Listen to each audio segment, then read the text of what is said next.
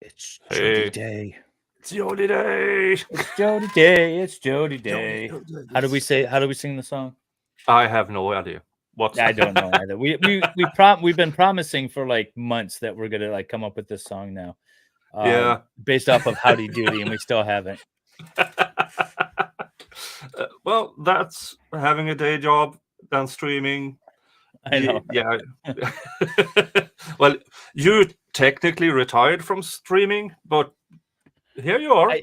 I know. Yeah, here I am. I've been between yesterday. So yesterday I joined you. And then I had my own stream. And then before that, I was streaming. And then now today, I feel like it's like back to the old ways again. But you guys get a lot of me the last couple of days. But welcome on, welcome. Oh, yeah. She looks like a scary ghost with the blonde hair. Yeah, the blonde is really weird. Yeah. Oof. He is not retired. I am yeah, so. Yeah, and I got a question. How do I feel today? And well,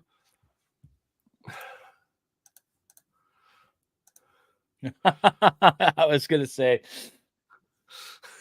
you need some Rennie. Get yourself some Rennie. This is, I think I got this in Sweden. No, this is a Swedish brand, isn't it? Yeah, it is. Yeah, it's like Tums in Sweden.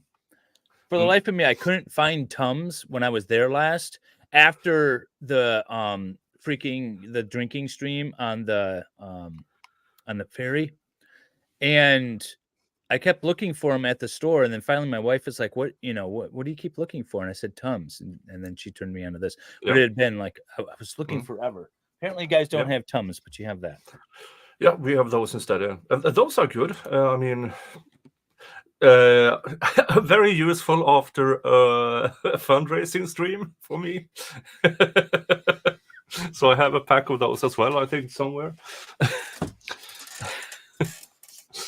Oh, yeah. That scene in Dumb and Dumber is, yeah. So Jeff Daniels, who by the way is a Michigan native, he did an interview about that, and he was a serious actor, and he wanted to kind of like branch out into comedy, and his agent, I think it was his agent, somebody was like really against him doing that scene because that was his first real comedic movie, and they were really against him doing that scene, and he decided that he was going to play it to the tops. And it was like a breakthrough thing, comedic thing for him to do that scene. So that was great. Also, the very first scene they shot was them on the little motorcycle. When he's like, I got to go to the bathroom, he's like, just go, man, just go. That was the very first shot that they did. Oh, great. Yeah. Now, my sister's favorite scene is where the lady goes this playful snowball, and he gets pissed off.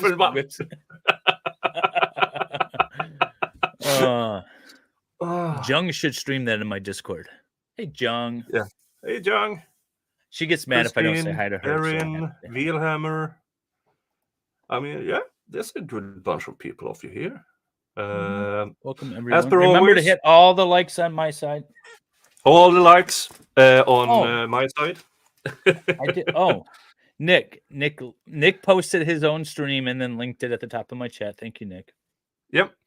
So top of each chat is the link to the other person's stream, so you can give all the thumbs up, get over there, spend a few minutes, because YouTube doesn't what's it called, register your view unless you stay at least for a couple of minutes.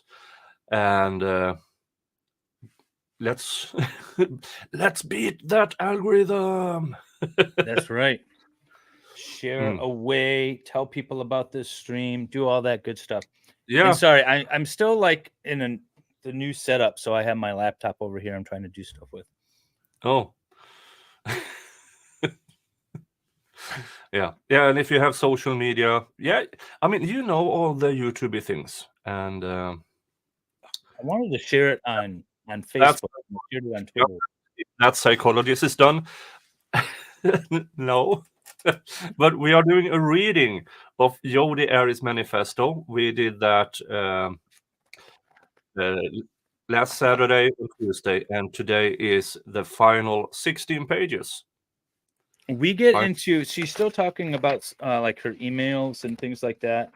And we then are we get starting into a with little the emails. Mimi Hall. Yeah, we're starting with the emails. So then we get into a little Mimi Hall. And then I was like trying to read ahead.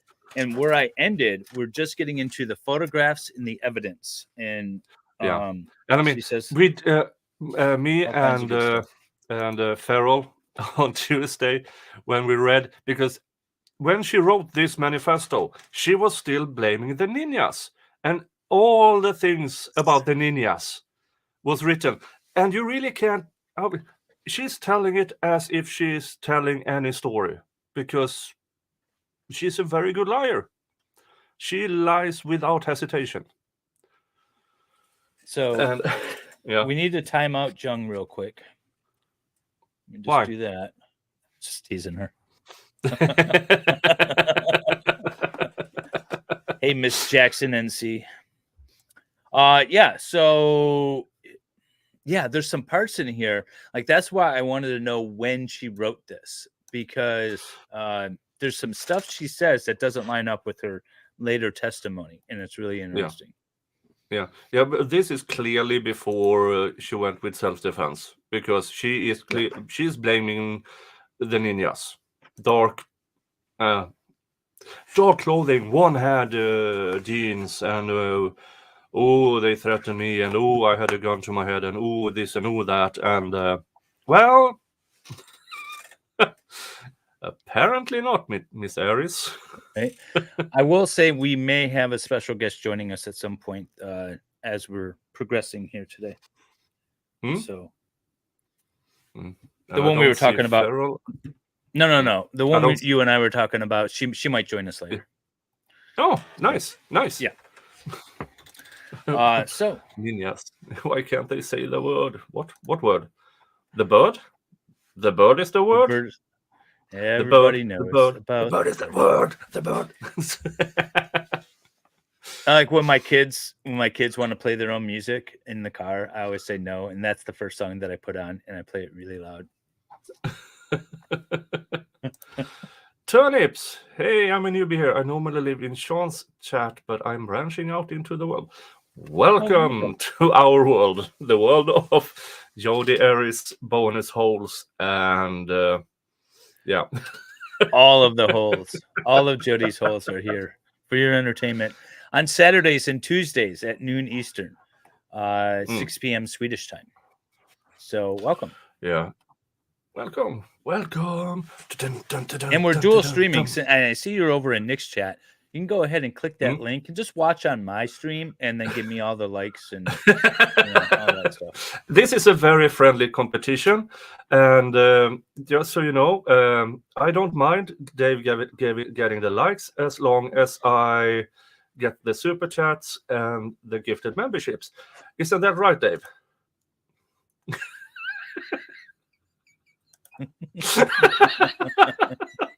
Whoops.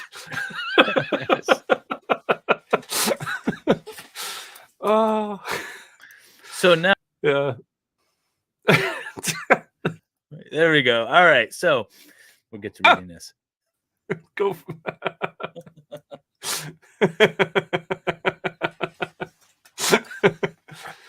Hey, Christina's been a member for 7 months. Yay.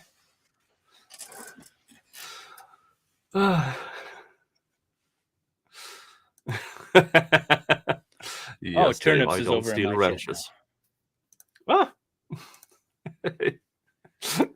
I took everyone's wrench. All right. Cool. So we left off with emails.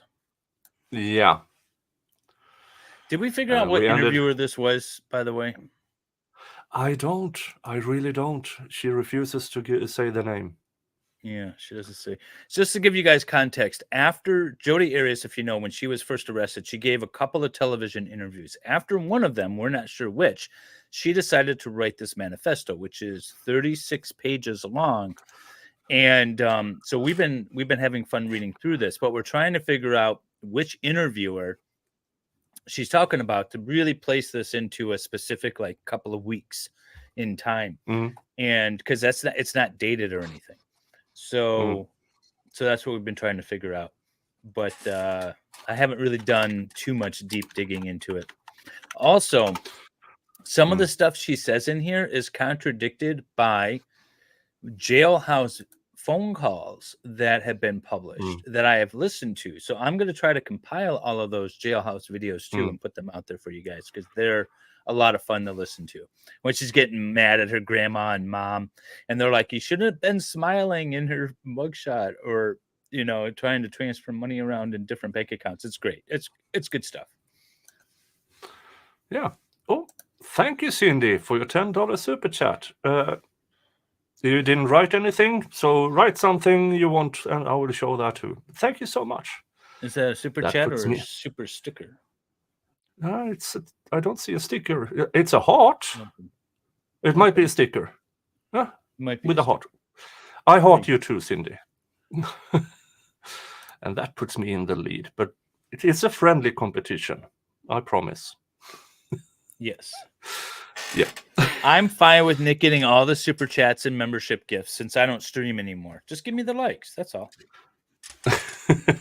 Yeah, you don't stream anymore, but oddly enough, I see you have booked 4 streams in advance next week. I mean, no, every day I'm streaming, but I don't stream anymore.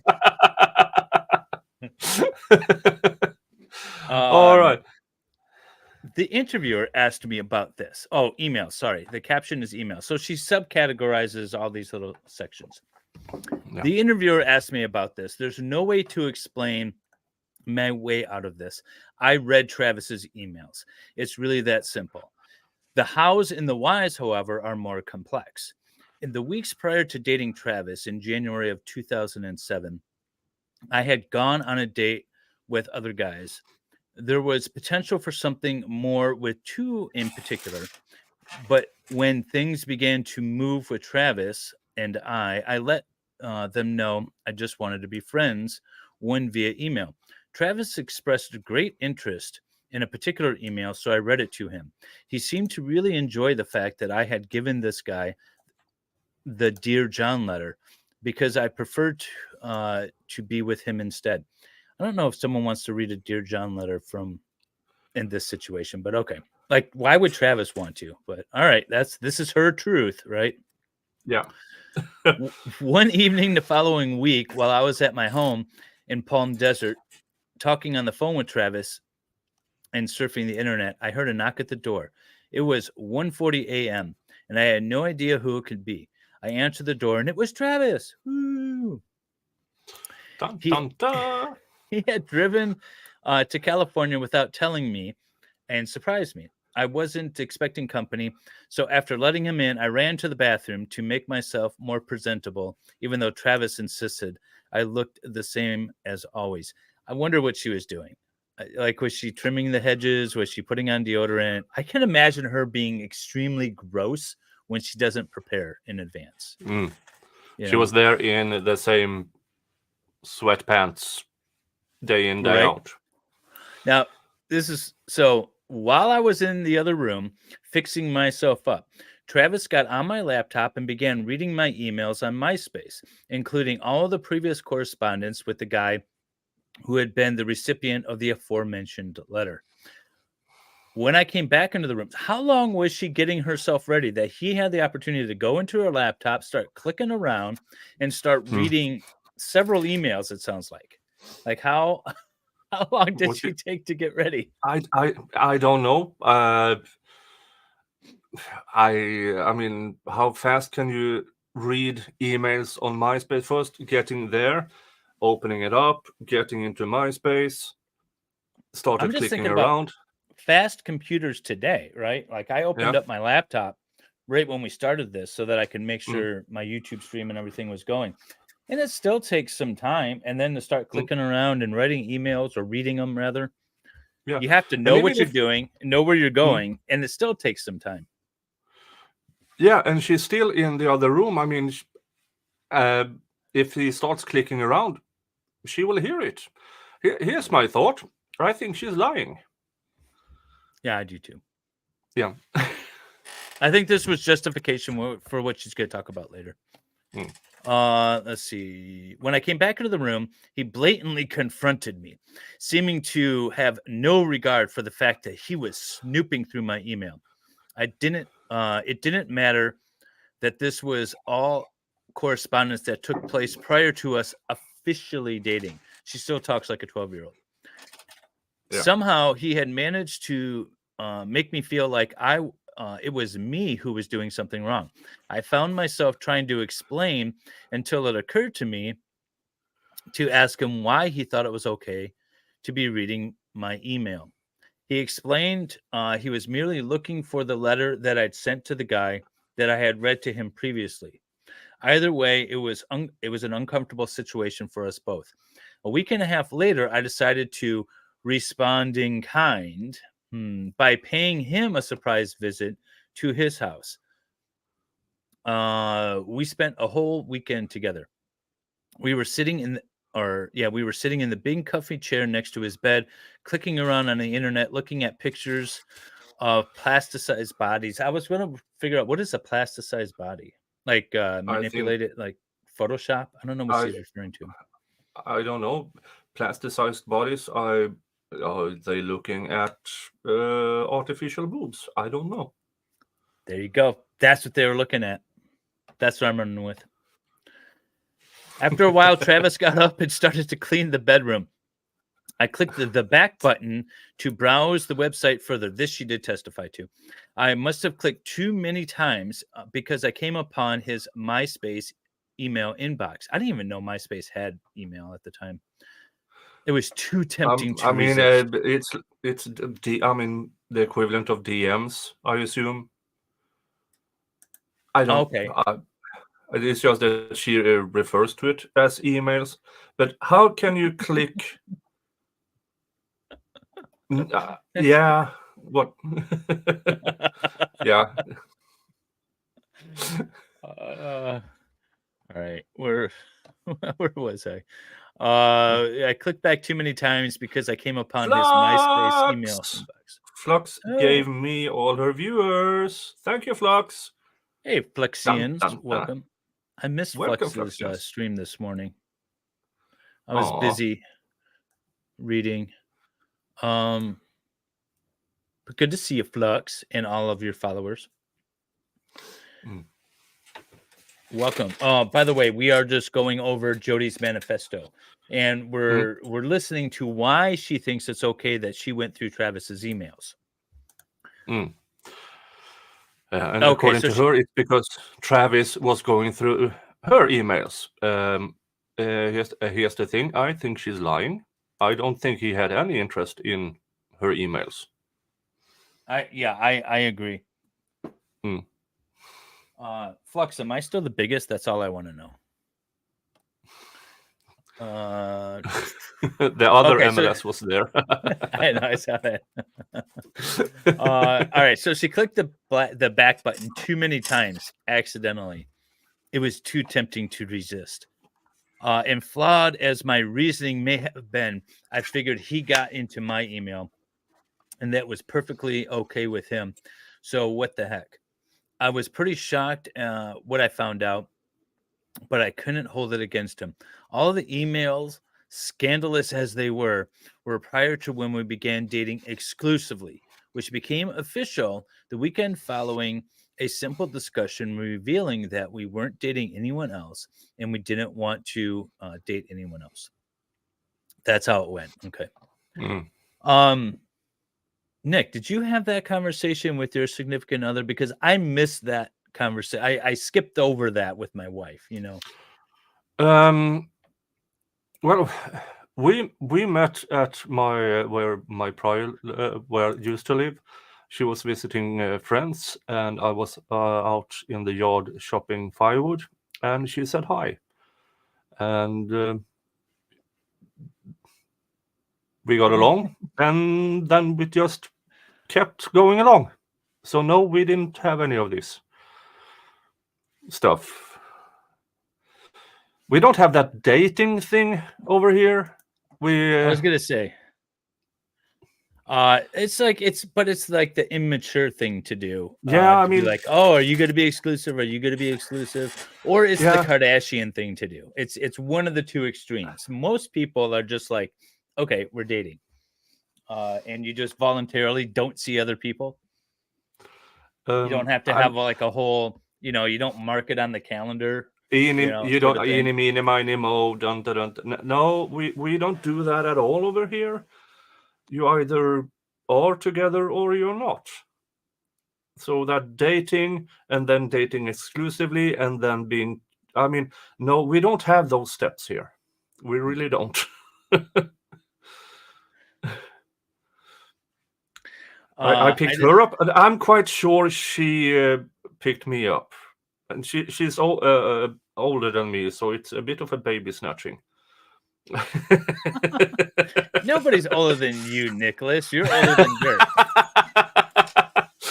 I have always been here. I have always been here.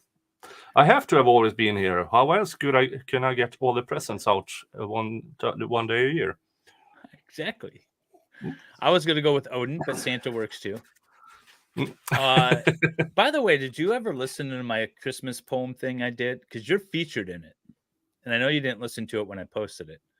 You got to go back and listen to that. Yeah, I'll just send you a hard copy. I'll just send you a hard copy. You can read it. Yeah, okay. So I decided they were mostly inconsequential and that I wasn't going to mention it to him. One thing, however, was especially disturbing to me was some of the naughty correspondence with married women in the church with families of their own. I won't drop any names, of course. Ladies, you know who you are. For it is not my intention to create problems in anyone's marriage. It did lead me to question the sanctity of marriage. My response, my record. Yeah, my record is not untarnished in this area either. Was the one guy she admits to cheat? She's admitting to cheating here. Though it is a far cry when compared to how far things went on his part. But wasn't she sleeping with a married guy? So what did he do allegedly with these married women? Yeah. Either way, maybe there's a lot of bonus holes in that area. He didn't do anything. He just engaged in the Provo push, which is not a sin. Either way, the issue is black or white. For the record, I regard marriage as sacred, binding covenant between two people. And I know that Travis also regards marriage as an important and necessary step in his spiritual progression. Although I chose to keep quiet. Yes, Sal. Just now. Oh. Although I chose to keep quiet about what I had discovered, partly because I felt it was inconsequential, and partly for fear of being reprimanded, I did, however, naively confide in Sky. I don't remember who Sky is, but apparently she confided in Sky, thinking that what I had told her in confidence would remain between us. But she in turn told Holly, who then told Travis, who asked me about it. He was much cooler about it than I expected, probably because he knew he'd been guilty of the exact same thing. His only argument, and it was valid, was that I knew of his violation of my privacy, but I never told him of my violation of his. Another incident. Yeah, I know. Well, to be fair to her, she supposedly caught him. It's not like he came out and said it. So Another incident which occurred sometime last fall in 2007 was when I was at his house for the purposes of housekeeping. That's what we call it now. Yeah. Travis was at the temple. It was a Wednesday evening. He accused me of reading his emails before a friend had asked him about being online. Because a friend had asked him about being online. That, however, was a misunderstanding. I used Travis's computer that night to pay bills online. Then I jumped on later to check another account balance. At that time, I didn't have internet service at my house. He had been logged on Gmail and was composing a letter to a judge regarding a late payment on a traffic ticket. Okay, this much I read. Not wanting to disturb what he's composing thus far, I minimized the window so I could complete my own business. Each time I got online, bringing his laptop out of hibernation mode, it showed his Gmail status online. I knew Gmail well enough to know that if it were my intention to go reading his emails again, I would have at least gone under the radar by setting the status to offline. So she's trying to say like it couldn't have been her intentionally reading them because she's smart enough to know how to cover her tracks. Yeah. Yes, is her argument. Mm. Like if I really was guilty of this crime, I wouldn't have been caught. Mm. Hello, Anyway, Mr. Jingles. we of course argued about it when he got home. I left upset, swearing to myself that I was never going to use his computer again, regardless of the fact that he granted me permission to do so anytime I needed. I'd barely left his neighborhood when he called me and told me to come back. I refused. I was too mad at him to think that it was a good idea, but he knew every one of my buttons, and knowing how to soften me was no exception. So we couldn't go to, or he said we couldn't go to bed mad at each other, and that I had to come back so we could make up. Caving into temptation, I turned the car around and spent the night there. A few days following the incident, Travis and I were having lunch at Red Robin. She's always at these chain restaurants. Yeah. He said, I have an idea. I think it would help rebuild some trust between us. I said, you have my attention. He then explained to me that we should exchange a password on an account of our choice. I reasoned, or his reason was that if we could trust each other with the password, then that's a head start. I said, great. In fact, I'll give you 2 passwords, although I regretted the words as soon as I spoke them. But he wouldn't let me back out. So we compromised 2 for 2. I gave him my Facebook and Gmail passwords, and he gave me his Facebook and MySpace passwords. They were both the same. Denver 77. Hey, Salvador, see if that still works.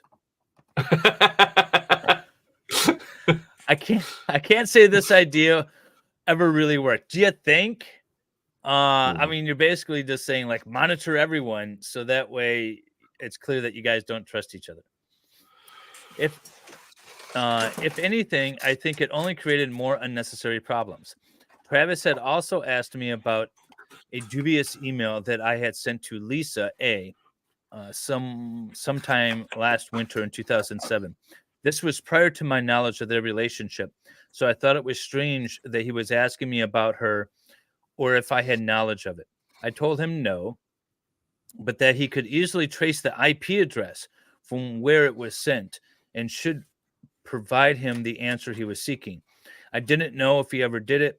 I never asked him about it again. However, the source can still be verified, and if or when it is, as if any of this matters, it will no doubt be determined that it didn't come from a computer that, and it most likely didn't come from a computer that I had access to. Okay. That's a long ass paragraph with actually absolutely zero information. I know, right? It's just like I it doesn't matter. None of that I just read matters at all in any way, shape, or form. No, I mean all what's in there is I read his email. And then she claims, but I only did it because he read mine. Yeah, constant monitoring is the only way to show someone you love. Yeah, sure. Mm-hmm. It just feeds it. It feeds it. All right, what do we have here? You get Cancun. Travis and I and everyone else in our company had known about the incentive trip to Cancun since it had been announced the year prior. Travis learned of his eligibility early in 2008. I simply must set the record straight. Doubt. Yeah.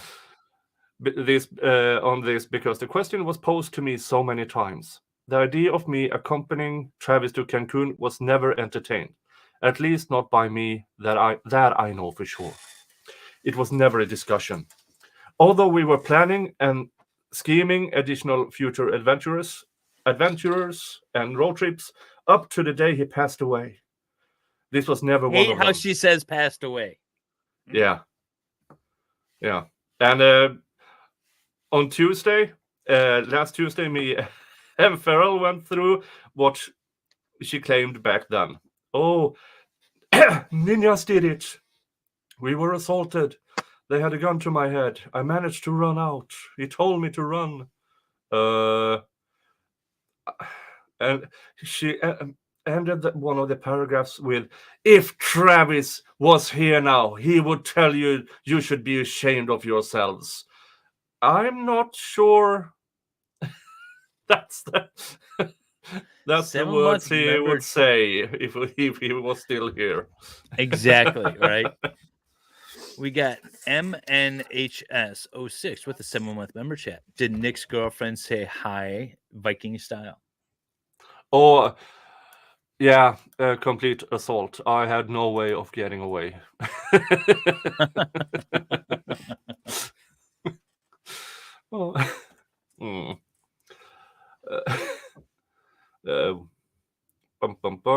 This was never one of them. I didn't ask him who he was going to take for a few reasons. 1, I figured if he wanted me to know, he'd tell me. 2, I thought it might be a touchy subject for him. 3, there was a part of me that didn't want to know anyway, despite my mild curiosity. Your mild curiosity might be stalking like a mad woman. 12 years I've been handling divorces and family law stuff. This is a sign of someone who was definitely stalking and definitely wanted to know. By the mere fact of you saying I didn't care means that you cared, because otherwise it doesn't even pop. It's not even a paragraph you put in this thing. Yeah. I mean, if she truly didn't care and she still did it, means she cared. I mean, yeah. Amy, Ohio, member for 8 months. Sure, Jodi stays out of his business. No.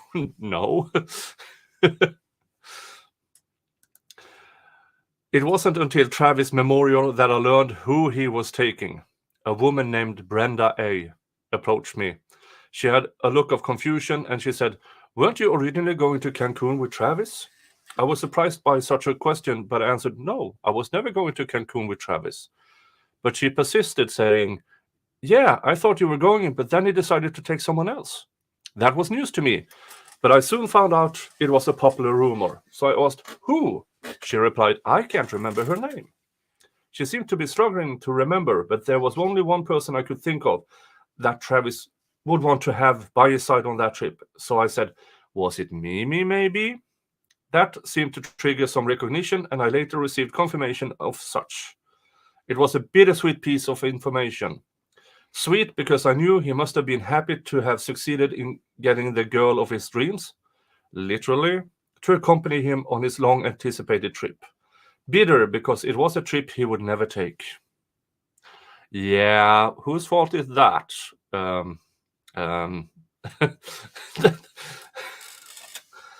With the knowledge and faith of what comes after this life, we can be comforted to remember that Travis has embarked upon a journey that was what would have been a trip to merely south of the border. Oh. Yeah. Remember, this is when she's still claims ninjas did it. And I am not sure why this in its entirety isn't was read out in court during the case in chief. I am trying to find Mimi Hall on Facebook. Mimi. Yeah, Marie. yeah. Marie. Marie Hall. Yeah. But a lot of people keep so much things secret now on Facebook. It's like no work mention, no school mention, no residence unless you're friends with them. Come on, people, share your life with the world. Young, is she writing this because she thinks it could be a book? Yeah, why not? I'm. This is like OJ. I didn't do it, but if I did. Yeah. Yeah, but if somebody approached her with a movie deal or a book deal, she would take it in a heartbeat. Reads like a bad romance novel. Yes, it does. Yeah. Okay. All right. So Mimi Marie. Yeah. Hall. Okay. Wait. Didn't she testify? Oh. But she has a married name now. Oh, well, but a lot of people put their maiden name. Let's see here. Oh, I dropped my mic. Hang on. Yes, Sal. Travis did like to visit south of the border.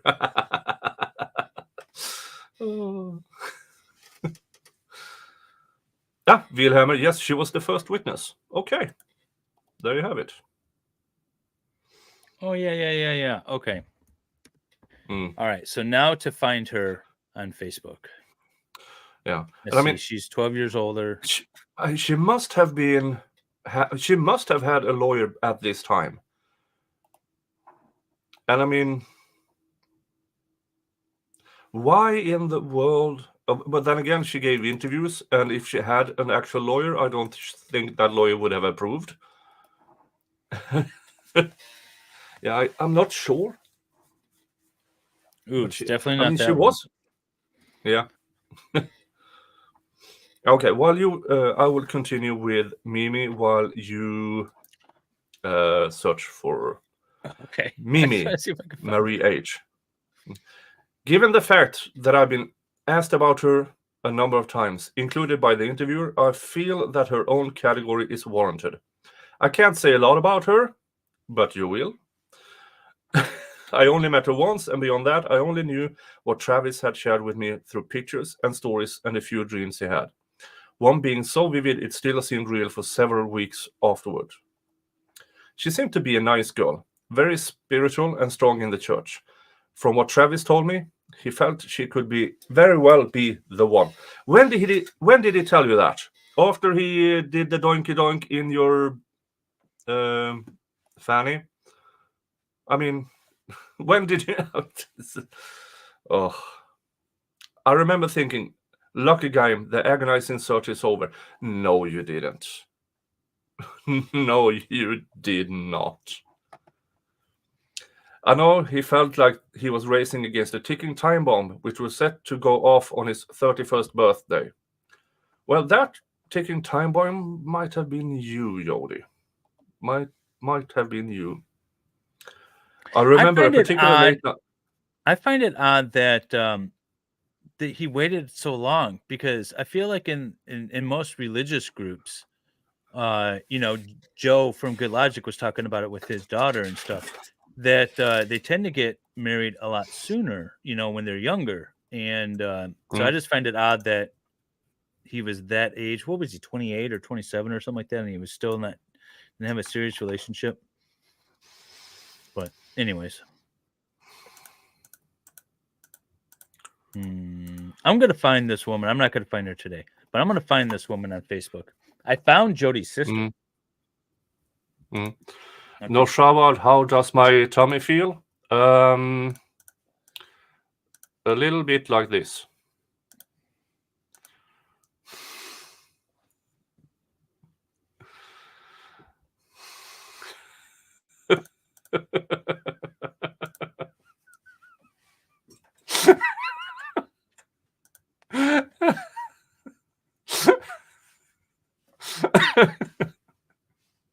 That's a great pause. It's great.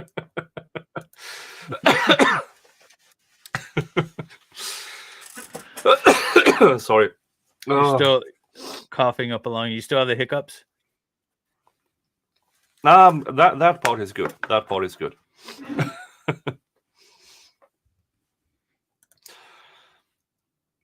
Yeah. Him being closing in on 30, being unmarried. Yeah, in the Mormon church, that's kind of a big deal. There's a I woman remember named Jodi Arias. I'm so sorry for her. Sorry. On Facebook.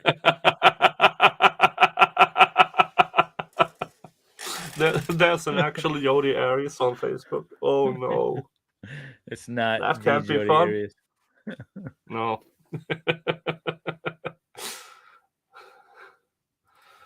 Oh. I remember a particular late night conversation after I'd moved to Wairika when he was very short with me, again bringing up the subject of other guys. He was interrogating me with one question after another over things we'd already been over and that I thought we'd long since resolved. I was left feeling a lot less happy than before he called. So I called him back and said my piece. His demeanor had completely softened and he sounded sleepy. Yeah, I mean, if you call him back in the middle of the night, that kind of happens. He apologized, of course, and said he was just frustrated because he was lonely and things weren't moving along in his dating life as he'd hoped. I sympathized with him. We both wanted each other to be happy. Well, yes. The difference is he wanted to be happy with somebody else and you wanted to be happy with him. So I assumed he was talking about Mimi, but I didn't ask questions. I just listened. After Travis passed away, I learned from both ecclesiastical. Yeah, I learned from both ecclesiastical authority and from a detective that she told Travis she just wanted to be friends. So she got that information from a detective that she called. Yeah, that's bright, very bright. Mm-hmm. Despite the dates and trip to Cancun, I was a little saddened to learn of this. If that didn't break his heart, it was no doubt a painful setback. You wouldn't know what else is heartbreaking and a painful setback? Stabby, stabby, shooty, shooty, slicey, slicey. That's quite painful. We never talked about it. We never talked about it. I believe that if he'd been given a chance, he would have won her heart. For those who are reading this that share the Mormon faith, we can probably agree that marriage and an eternal family is still a possibility for Travis. That's what she's hanging her hat on. He's going to have a family in the afterlife. Don't you just worry about it. Move on. Travis Alexander's home. It's been said that I was always at Travis's home. Always. No. Often? Absolutely. I have no idea what she's trying to say there. Considering the time that I logged at his house, one could say I practically lived there. If I thought at one moment that I'd be called into question over it, I might have thought twice about it. Might. Again, I still have no idea what she's trying to say. The fact is, I was weak and undisciplined when it came to Travis's pressure and persuasion. This is the booty call that she's talking about. When he said, "Come over," I came. It was that's easy. I'm working my ass off. I know, right? I mean, it's a workout. If I was unresponsive to his text messages, he would call until I answer. Although there were times when he called me late at night that didn't require me to leave my home, he'd say he was in the neighborhood or passing by, so he'd come to me. But more often, I'd get a text beckoning me to come to him. It was usually late at night after the coast was clear. He'd alert me when company had left, roommates were asleep, and his day's work was done. So he just literally called her over as a booty call. Yeah. On average, I spent 2 to 3 nights per week there. I'd usually stay until his roommates had gone to work in the morning. or had stepped out unless my own schedule required me to leave early. I'd park right in the driveway behind Travis's spot. He never seemed to mind this, although it was hardly incognito. There were some occasions when Travis asked me to stay at his house to care for Napoleon while he was out of town traveling or somewhere other than California. On one of these occasions, he'd gone on a road trip to Salt Lake City, Utah, with some friends to attend General Conference in October 2007. I don't know. Is that a church thing? I don't know what that is. What was interesting about about this particular stay was that Diane, that's his ex, right, had dropped by unexpectedly. I couldn't remember if that was his ex, but I think in context that's his ex. I had cookies baking. They are no longer together, technically. So, or Deanna, I'm sorry, not Diane. Yeah, they're no longer together. All right. She had cookies baking in the oven downstairs, or she was downstairs sitting on the couch with Napoleon when she just walked in. I didn't recognize her at first. I thought she was his roommate's friend. Napoleon was happy to see her. When I realized who she was, it was a little awkward, but we were cordial and kind towards each other. She told me that she was there looking for a book. She went upstairs to Travis's room for a little while, then came back downstairs and went into his office. I was tending to several batches of cookies. See, this is the detail that doesn't matter. Some were cooking, some were cooling, some were baking, some were still waiting to go into the oven. Ma'am, we know what baking cookies is. When Diane came out of the office, I offered her some, which she politely declined. We made small talk for a few minutes. She said she couldn't find the book. Then she left. I figured better Travis hear it from me than from a hysterical Deanna. Although she didn't seem nearly as emotional as the picture he painted. I let him know of her visit when he called me later that night. He said, I wonder what book she was looking for. I found out from him later that there was no book. She just made that up to come by and visit Napoleon. She really just come by to visit the dog? This guy seems to have a track record of scattered ex-girlfriends still sticking around and coming up with reasons to be at his house. Yeah.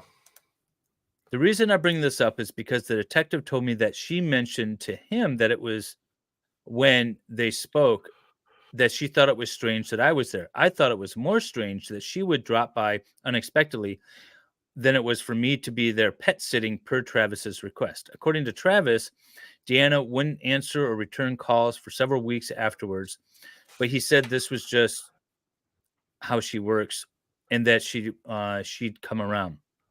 The next time we talked about it was when he called me, and the first thing he said was, I just had a 3-hour conversation with Deanna trying to calm her down and explained why you were there at my house. It sounded like another story that he had spun on my behalf. I said, wow, 3 hours? Why does he feel the need to justify 3 hours to talk to yet another ex? That's the thing is Jodi is, in my opinion, extremely guilty of this unaliving. But still, this guy's not doing himself any favors. Yeah, I mean, and this is within the Mormon church, which, in my opinion, also shows the level of hypocrisy in that church. Yeah. You're not supposed to do this. Oh, we will do it anyways, but not tell anyone and call it a probo push. We're taking some of this at Jodi's word, right? But the fact that Deanna told the investigators that she randomly stopped by the house to look for a book and saw Jodi there. I mean, so she's confirming that. So we know that this encounter happened. It's just, why is it like my exes don't show up looking for books? You know, no. How is it that he created this situation? He said and I'm not going to spend 3 hours on the phone if they happen to show up looking for a book. And be like, get the fuck off my property.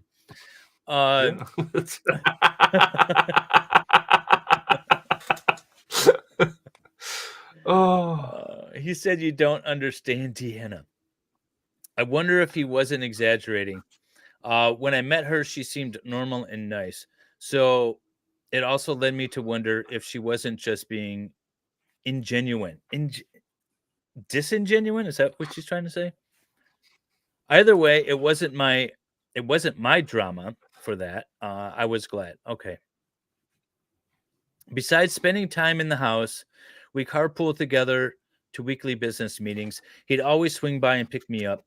If friends ever questioned me about Travis, I simply edified him. Okay. As a wonderful person and a good friend, which was the simplified truth. People questioned him about me, and for the most part, he returned the favor. However, he often lamented that certain friends of his would give him a hard time about the time we spent together, which was not always as clandestine as we aimed to make it. Not when you park in his driveway and just hang out at his house. Yeah. So he found himself sneak up to spy through the window and slicing his tires. The one roommate testified, like, yeah, she would just show up. I'd come home and she's randomly baking cookies. Travis said that she was there to clean, but she would clean and then just stick around. All that was testified to. Mm. It was a convenient arrangement in more ways than one. I may have been weak in resisting his charm, but I was far from innocent. It takes two to tango, and I admittedly was a willing participant.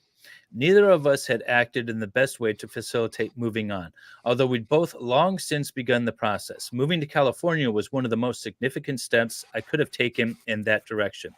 I know that for me, it made a world of difference. Looking back on it all, he was no more beguiled and seduced by me than I was by him. I hadn't fully escaped his influence after I moved, for we still talked frequently over the phone.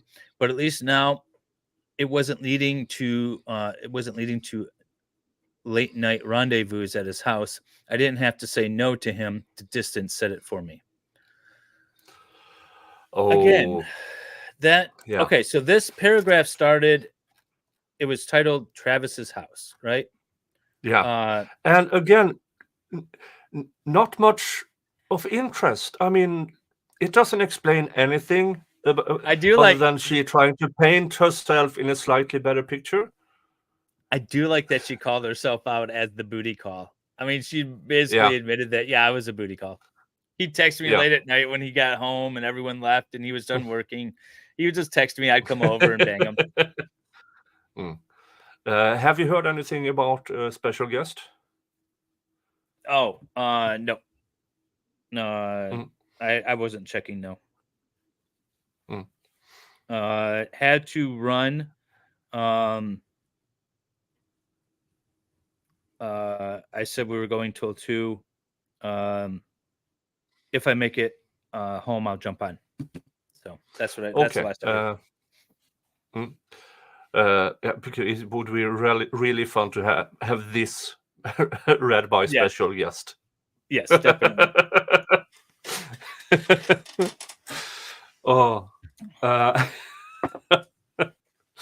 Okay. Well, hang on. So Amy Ohio here says that she testified she was not a willing participant. She did and she didn't, because on direct, she testified both ways. So I don't know. Yeah. She testified to all the ways. And I do believe she slipped up on a couple of occasions regarding this not a willing participant with because Mr. Heino, what's his face, her lawyer, tried to have her say the words, "I didn't like it, I really didn't want to." And she answered, "Well, I came along," or after a while. I mean, there was a lot of ambiguity with her because she really could, for some odd reason, she couldn't lie. She couldn't lie about that. For some odd reason, that's the thing she couldn't lie about. I mean, she's been lying about everything else. Why was she unable to say, "Oh, I said no. Oh, he forced himself"? I mean, she's been lying about everything else, but that she couldn't lie about. And yeah. Oh. All right. Should we wait for Dave until the photographs bit, or should I just go along? 1 for go ahead, 2 wait for Dave and entertain us with other things. Let me know. Because I really I haven't read this at all. And I'm going to need her explanations about every surface of her being photographed. Let's see here. I have a few 2s, a 1.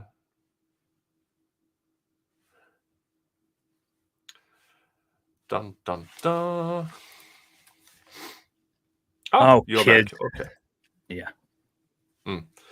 Okay. I see a bunch of 1s and 2s. What do we? Yeah, What's the that was question? asking, should I go along or should I wait for you to come back? And then you came back, no, we're so good. it didn't matter.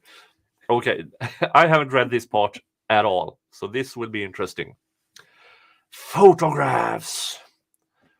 The provocative photos recovered from the memory card in Travis' camera are discussed at length under the section titled Evidence. I'm a photographer. Since I received my first camera, I've been snapping pictures of everyone and everything. You didn't take those photos, Jodi. Well, the photos of Travis, yes, but there are your photos as well of every entrance. You can find them on my Discord. Yeah, or go back to day 6, part 2, when they accidentally showed it live on the actual trial stream. When the So tech guy or tech girl was supposed to cut video and only have audio, and he switched wrong. We had all video and no audio.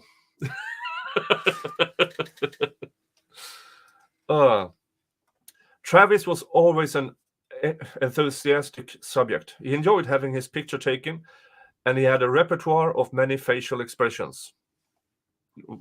As in, I don't know, his enjoyment face? I don't know. Hello, Mr. Jingles. Hey.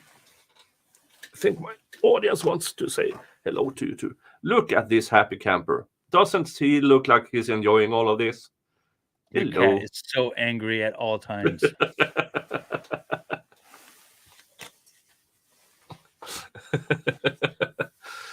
Yeah, I mean, he's always planning my demise. He is all. I might rename him Jodi.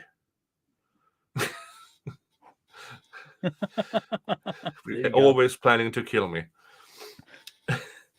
He enjoyed although he could be quite critical of himself. I literally have hundreds of pictures of Travis, a small fraction of a number when compared to the thousands of photos I have of family, friends, ex-boyfriends. Okay.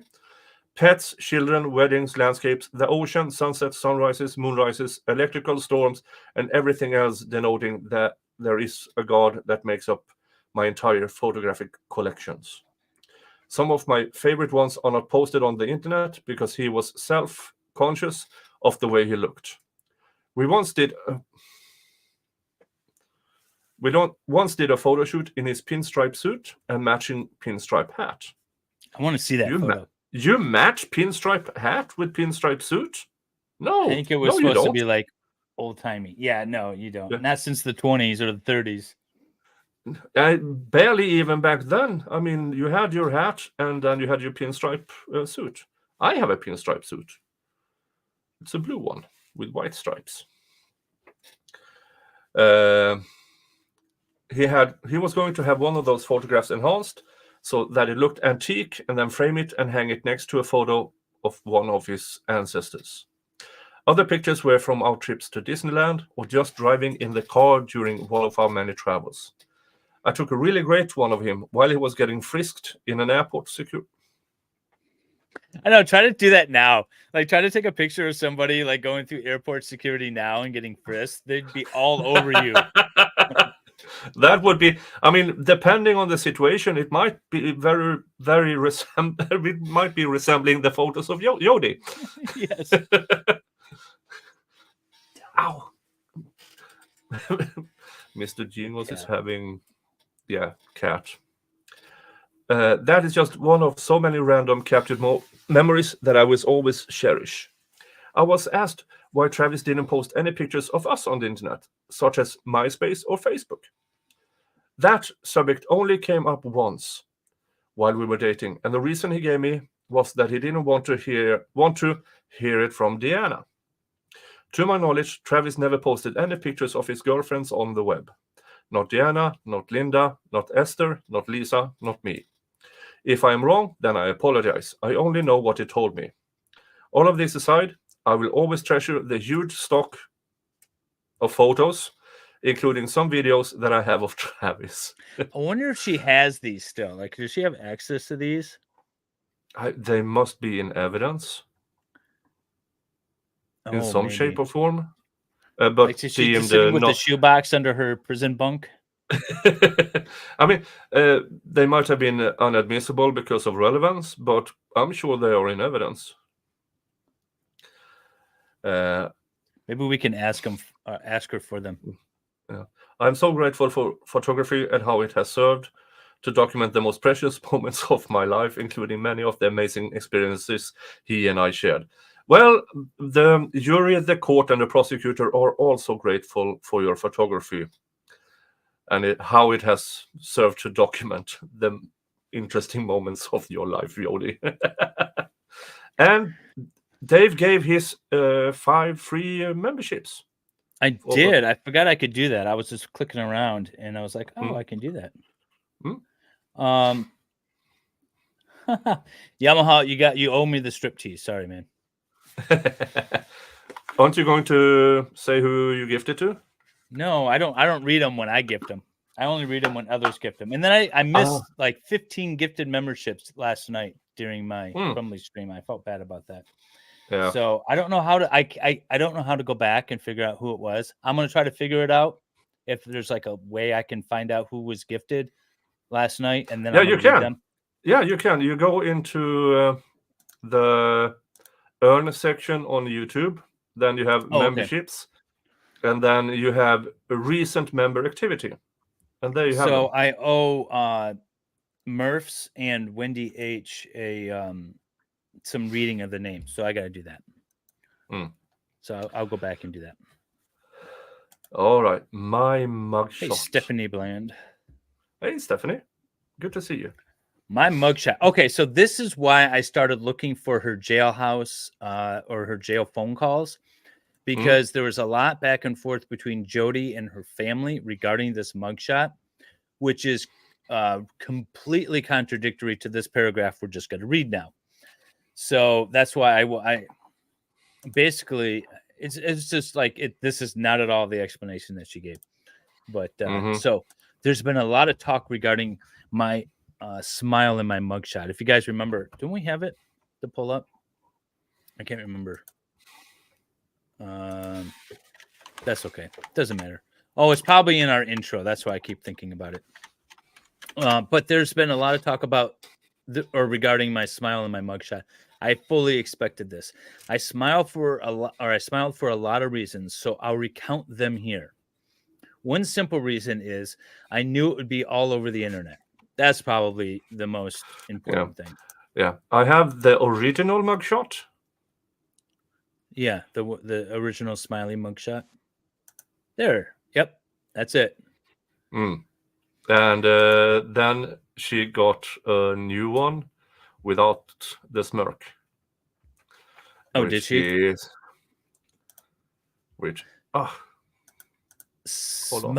Smiling was cocky, I know, but so was Travis. So she's saying Travis was cocky, and anyone who knew Travis well enough. That's the second one. Anyone who knew Travis well enough to know he was cocky also knew what a happy and positive person he usually was, which leads me to my next reason. I've thought a lot about Travis since his passing. And the day the photo was taken, he was especially the focus. So I asked myself, what would Travis do? Bearing the fact that he would likely never get himself into the situation, he would no doubt be flashing a grin of his that everyone loved. So she thinks that if he was arrested and charged with murder, that he would be smiling about it. Another reason is this sounds like afterthought. the first one. The first one is the correct answer. I knew it was going to be all over the internet, which is essentially what she says to her family on those phone calls. Yeah. Another reason is I really have no cause to be upset about my temporary detention. I know the seriousness of what happened, but I also know of my own innocence, and I can breathe a huge sigh of relief to remember that ultimately things are in the hands of God, who is just and fair. I am still very much in control of my own fate. As bold as this may sound, I will not spend one day in an Arizona prison for a crime in which I had no part. Not one day. She's eating those words now. If anything, I will be home by Christmas. Yeah, and remember, in the interview, it was only the last part was missing. And she tried, I said that I will not spend one day in prison because I'm going to end myself. No, she was expecting to get home. Yeah, which is confirmed in this very manifesto. So she's a liar and she's delusional. Yeah. Go for it, Sal.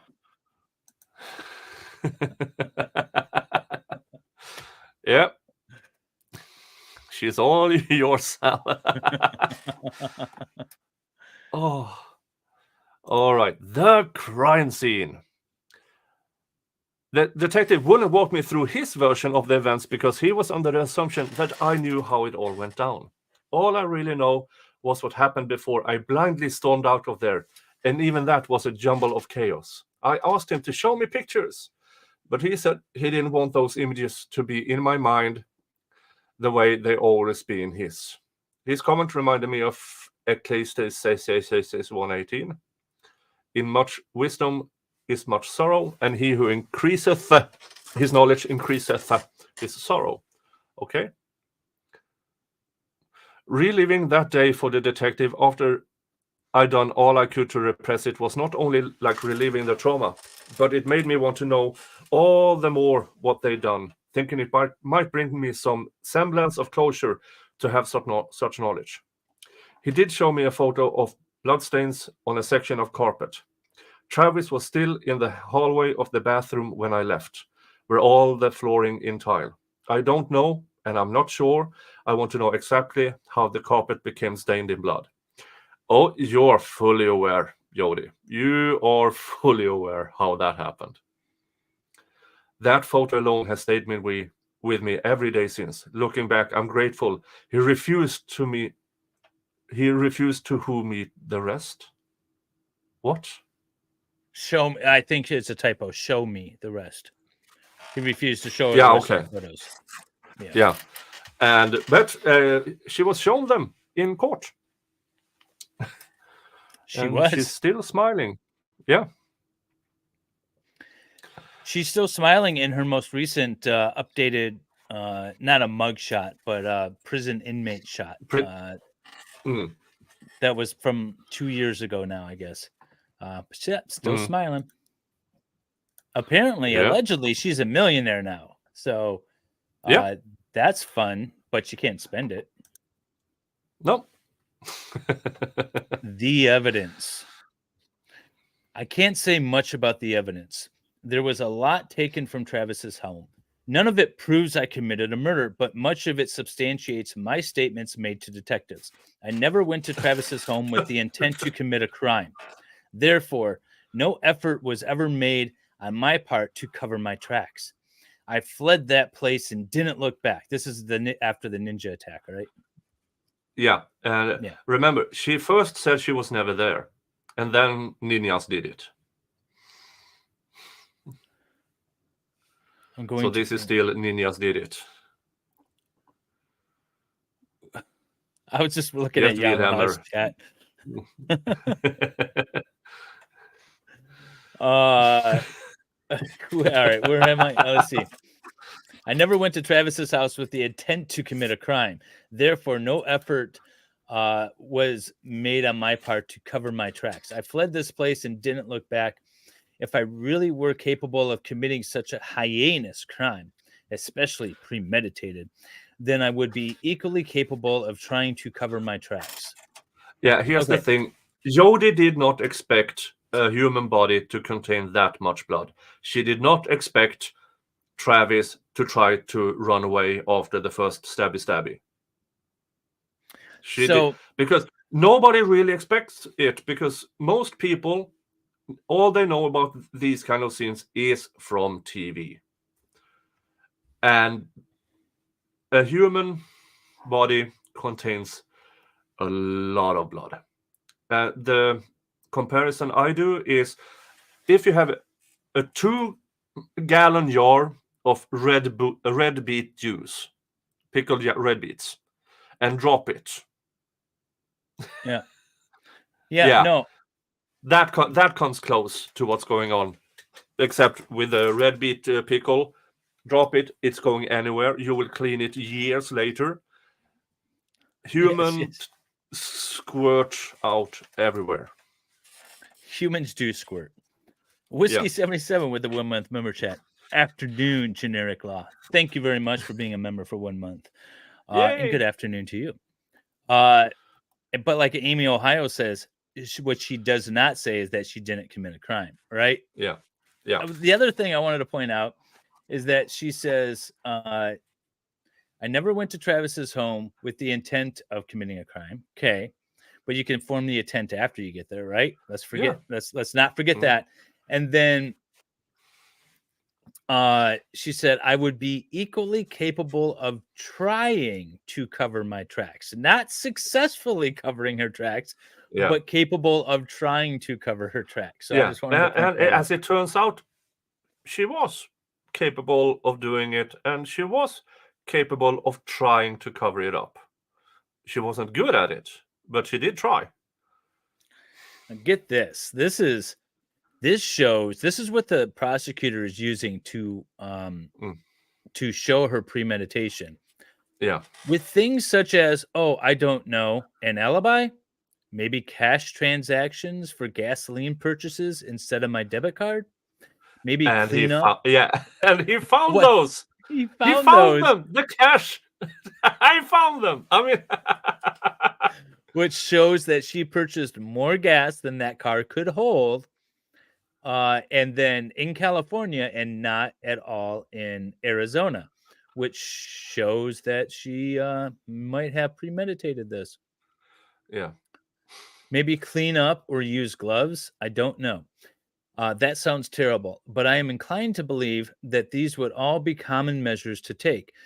This is very much like the OJ. I didn't do it, but if I did book. Yeah. Right. But I'd only be guessing, as I'm no killer. If it were a crime of passion, then of course there would be a lack of premeditation. But the people who did this had a gun, at least one, because I was staring down its barrel. Travis was killed by a 22 caliber gun. 25 caliber?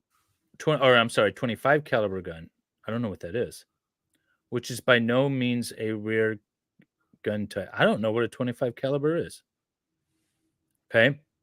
She must mean a 22. She must mean it, or is she trying to say that it was bigger than a 20? I have no idea what she's saying. Both my parents and grandparents once owned guns of that caliber, both of which were stolen and never returned to them, and neither of which were in my possession. Well, if they were stolen and never returned, how do we know that they weren't in your possession? I'm not sure, but is this how the prosecution even knew about the stolen guns? Is because she wrote about it It might be. It might be. Also, the whole idea of cash receipts and gasoline purchases might have tipped off the prosecutor to start digging through that stuff. Yeah. Why else do you hang on to cash receipts for gas like that in the first place? I don't know. Hmm.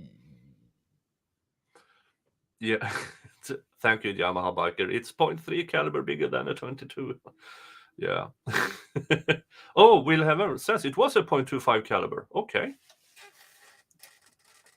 It was a .25 caliber? No, it was .2. Okay. No. You can see how much I know about guns. In fact, I've never even fired a gun until I killed Travis. The closest I've come to doing so was when I legally purchased a 9mm handgun, which I picked up on Friday, July 11, 2008. It was a purchase I've considered for years, but given the seriousness and responsibilities that come with ownership, don't tell the Crumblies, I put it off for some time. This year, I made a New Year's resolution to conquer 3 fears: public speaking, skydiving, and guns. Well, she got 2 out of the 3. Yeah, I mean, you can do all 3 at once. You just, I can see my house from here. Boom, boom, boom, boom, boom. I don't know. All she has to do is jump off of the roof of the prison, and she'll take care of that 3rd one. I had taken significant steps towards overcoming all 3, but a gun and skydiving was just not yet in the budget for me. After my life and the lives of my family have been threatened, I felt the heightened sense of urgency to follow through with the purchase. So that's her evidence section. Yeah, I mean, she spilled Which I it thought all. she said the photographs were going to be talked about in the evidence section, didn't she? I haven't read ahead. So under photographs, it says the discussion. Let's see. The proactive photos recovered from the memory card in Travis's camera are discussed at length in the section entitled evidence. So I just read evidence, and it's not discussed at all. Well, she kind of forgot, I assume. Yeah, I guess. All right, I guess. My interview with detectives. That's yours. My interview with detectives.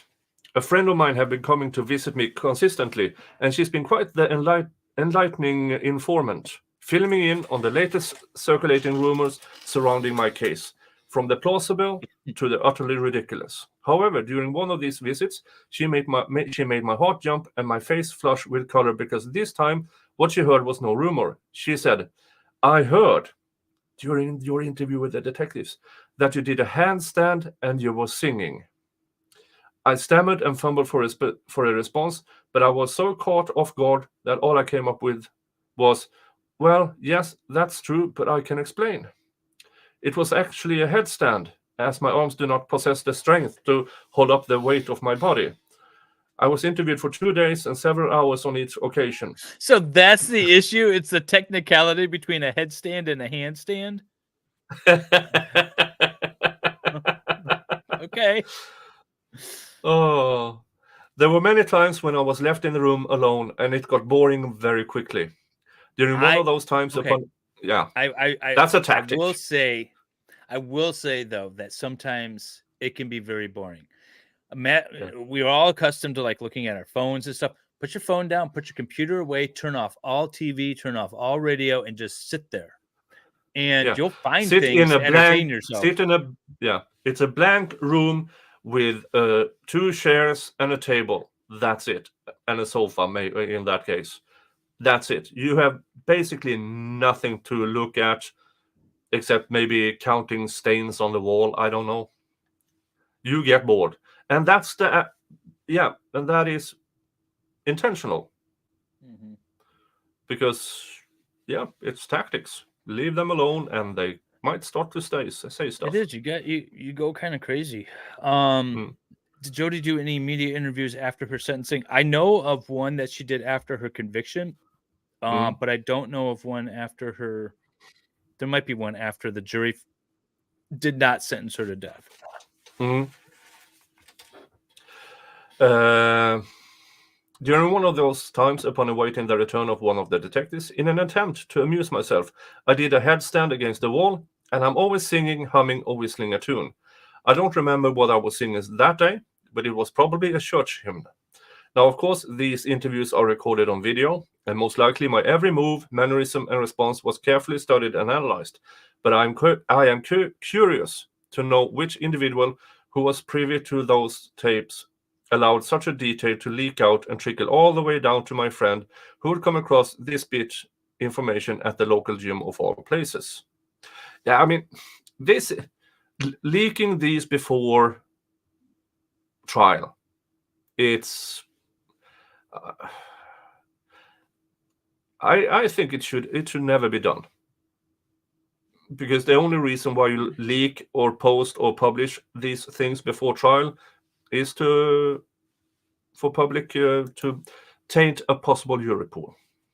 And that's one of the reasons why I don't like gag orders, because there can't be an order issued until there's a case. Yeah. So the state is out there before somebody is charged saying, look at all this bad stuff, look at all this bad stuff, look at all this bad stuff. Oh, we've arrested a person, Jodi Arias or whoever, that you can immediately tie to all this bad stuff that they've been putting out in the media, and then boom, and gag order. Where now the other side, the defense, doesn't have the opportunity to combat it with stuff. So there wasn't a gag order in this case. So both parties were free to release information. And yes, why it can be condemning, and Jodi herself didn't do herself any favors by writing this and doing television interviews. It is troublesome that they were able to release this stuff. And that was after her arrest. And so there should have been a gag order in place at that point, but there wasn't. Yeah. I would never be upset over something so silly. I think this minor hiccup in the discretion and integrity of one or of a few county employees is somewhat understandable, given the fact that the county has reacted as though it were the most talked about thing to happen in Wairika since the discovery of gold almost 2 centuries ago. That much at least was self-evident when the editor of the local newspaper thought, if profitable, to publish my picture on the top fold on the front page. I'm not bragging. It is hardly something to be proud of, since the topic of my conduct during these interviews appears to be just another cause in the feast of gluttonous rumor mongers and busybodies. Then allow me to fill their place with the following. Besides an initial and very poor attempt at denying the actual itinerary of my road trip, and then reliving the hideous nightmare, in addition to tears and periods of the lack thereof, while rooted in the absolute confidence of my innocence, I also fidgeted with voice recorders, which at the time were turned off for lack of battery power, removed some paper from a nearby printer, but didn't have a pen with which to write, sat on the floor next to my chair, studied a painting on the wall, which bore a strong resemblance to an actual place southeast of Montague, California, with a little white chapel in the countryside and a quaint farmhouse, otherwise known as Little Shasta. Blew my nose, wiped away tears, cried some more, and peeked through a window with mini blinds leading to another room where I spied a plate of brownies on a table. Not necessarily in that order. Oh my God. Okay, let's just recognize too that she was arrested, then questioned. She said she wanted a lawyer, so sent to the cell, and then she sent a note to the police saying, I want to talk. And so that whole interview where she's standing on her head and humming and all this, she put herself in that position. Yeah. Motive. Simply put, I have no motive. I would have nothing. I would have nothing to gain and my whole life to lose. I asked the detective what possible motive he thought there could be. What?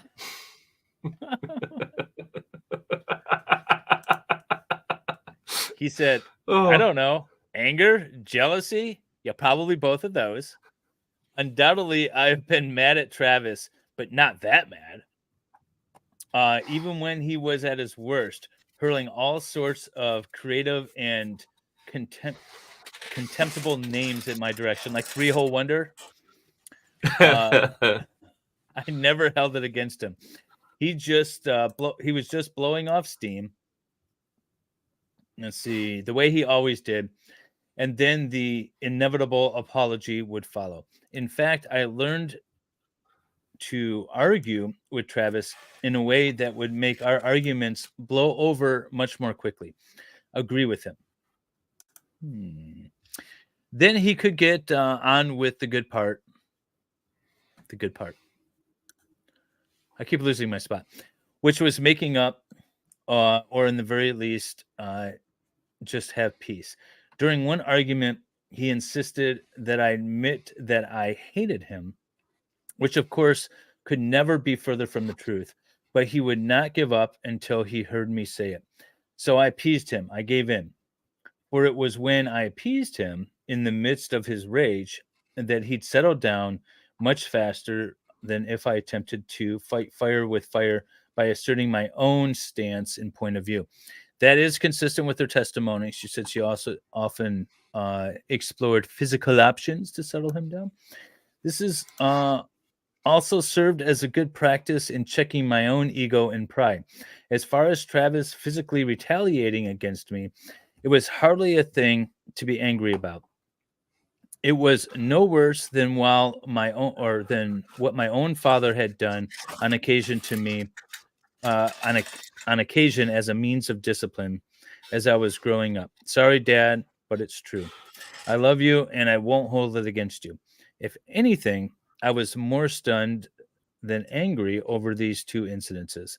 As far as jealousy, I actually looked up the work jealous in the dictionary to make sure I was accurate as possible in addressing this. I'm sure there were times when I was jealous. I can certainly remember the feeling from other past relationships, but with Travis, I remember a more general feeling of insecurity while we were dating. So she's just mincing words here.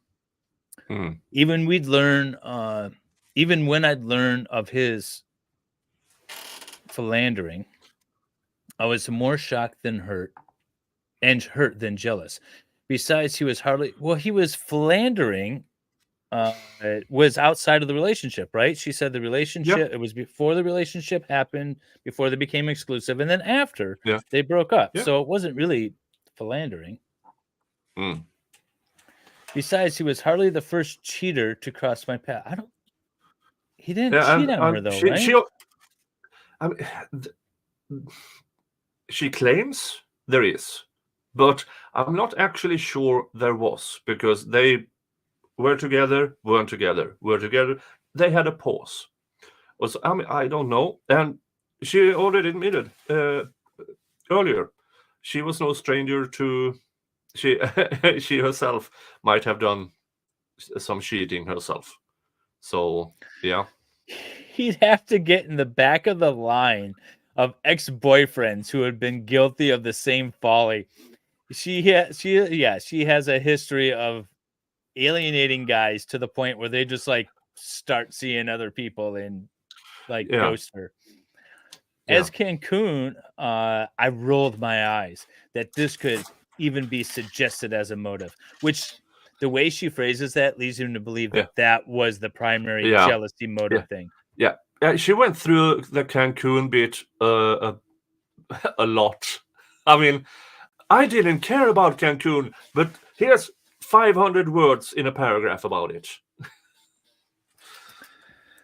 Oh, there's just no way I could break up with the guy and then expect him to take me to a trip of that caliber almost a year after terminating the relationship. Like I'd previously stated, the idea of accompanying him was never a discussion. Yeah, but it doesn't mean that you weren't jealous about it. You knew he was going, you knew he was taking somebody else. Just because he didn't talk about it with you or he never suggested that you were going didn't mean that you weren't jealous. Yeah. I mean, if it a year since the official breakup, and then you went boinky boinky boinky boink as much as soon as he called. Jodi is a psycho, but I believe Travis was a tool. He definitely was a tool. Definitely didn't deserve what happened, but he was definitely a player for sure. Yeah. I mean, and again, this isn't just Jodi's words. There's a lot of testimony that Travis wouldn't let his exes go. He just kind of collected them around still in his life. Yeah. And apparently made the booty calls. He always had a booty call. Always. Mm-hmm. He might have let the previous ex go once he got a new booty call. But yeah. Composure. I have been asked on several occasions about my composure. I haven't a single doubt that no matter how I conduct myself, my mannerisms will be dissected and misconstrued. If I'm nervous and fidgety, I'm considered guilty. If I'm crying, it's considered an act. If I'm calm in the face of a news camera, I'm considered cold and calculating. If I mourned Travis, I am said to feel guilty, supposing I participated in his murder. Yeah, this is still her claiming ninjas did it. And then she changed her mind. Okay, I did it, but it was self-defense. If I praise the wonderful person he is, and express how much I miss him, I'm considered obsessed. Yeah. There's no getting around these biased attempts at interpretation. Now, this is quite common with defendants, convicts, in trials, everybody, and there's no right way to conduct yourself in a trial setting. I do agree with that. Just no matter what she does, she's damned if she does, she's damned if she doesn't. Yeah, and I think you said it. The best way for a defendant, just sit there, don't move. Yep, that's exactly. One thing is certain. Undergoing the terrifying experience of being held at gunpoint alone was enough to send me into a state of total shock. Thrown on top of that, being attacked, the lives of my family members being threatened, witnessing my friend being attacked, subsequently receiving confirmation of his death, still being in shock and denial over his passing, and barely entering the beginning stages of grief, when being arrested and charged with one of the most serious crimes possible, against the very person I am mourning. And then having every private detail of my life thus revealed to the world is just about enough to alter anyone's behavior and state of mind, if not permanently, then at least temporarily yet profoundly, especially when all of the above has not had a chance to be fully assimilated and processed. Yeah, I mean, she's writing this knowing she's lying. Yeah, I mean, is she lying with this particular part of it, though? Because I feel like this could be accurate whether she's guilty or not. But she is talking about, like, the first part where she's talking about, the whole ninjas breaking in and holding her at gunpoint. That part is bullshit. Yeah. But her feelings of being caught might not be. Yeah, and I also feel like she could probably still grieve him, even though she is the one that unalived him. Yeah, maybe. I make booty call sound like something nice with the accent. Booty call across the USA. Booty call.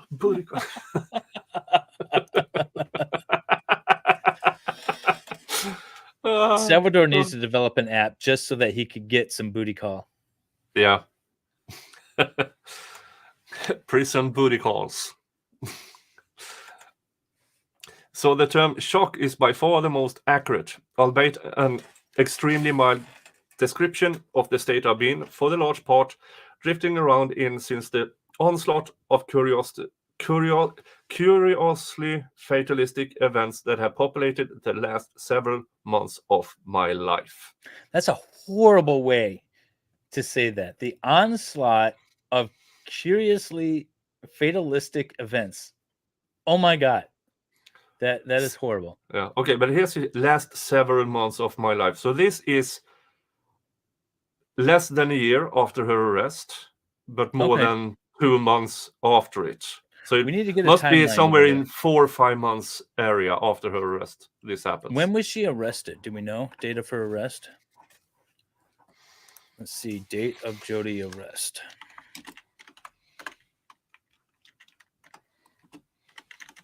Or, well, Travis died in June, right? So maybe she's going back to that. July timeline. Let's see. June 4th, 2008. So June, July, August, September. All right. So she is indicted on July 9th, 2008. All right. So maybe now we need to look at when that date of that interview was. We'll check it out. We're going to pinpoint the date of this manifesto. June 19th, police question Arias about Alexander's murder. That must be one of the calls. And then July 9th, she's indicted. July 15, Arias is arrested in California on suspicion of first-degree murder. So they indicted her in Arizona, and then she was arrested in California a week later. Okay. So, in addition to that, I have a deep and abiding sense of faith that Travis is well and that he's not suffering. This knowing alone is enough to console me in a very deep way.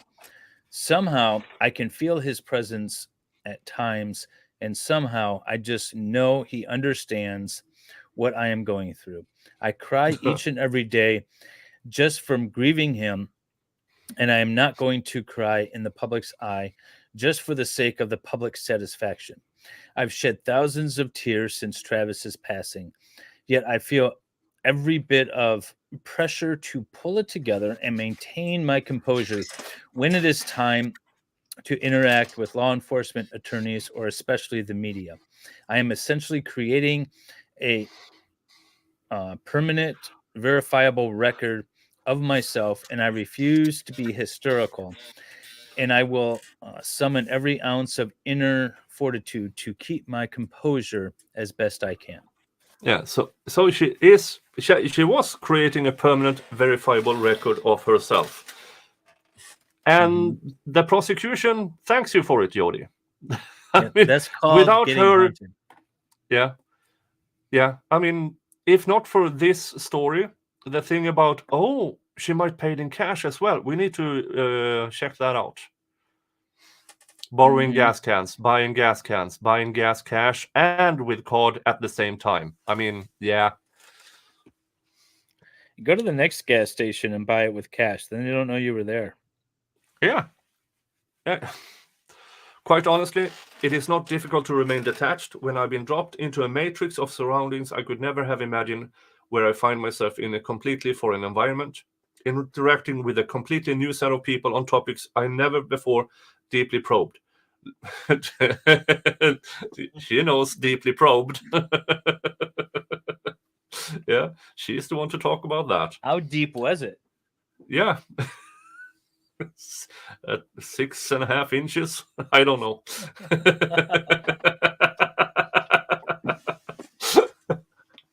Oh. Are you gonna add pop rocks to your wheel of regret just for like a happy relief every once in a while in honor of Jodi? Yeah, I might do so. I bought this around Christmas. I don't know if they have a best before. No, September 2025. Yeah, I have time. Yeah, it's just yes, I have pop rocks. Crystallized sugar. You're fine.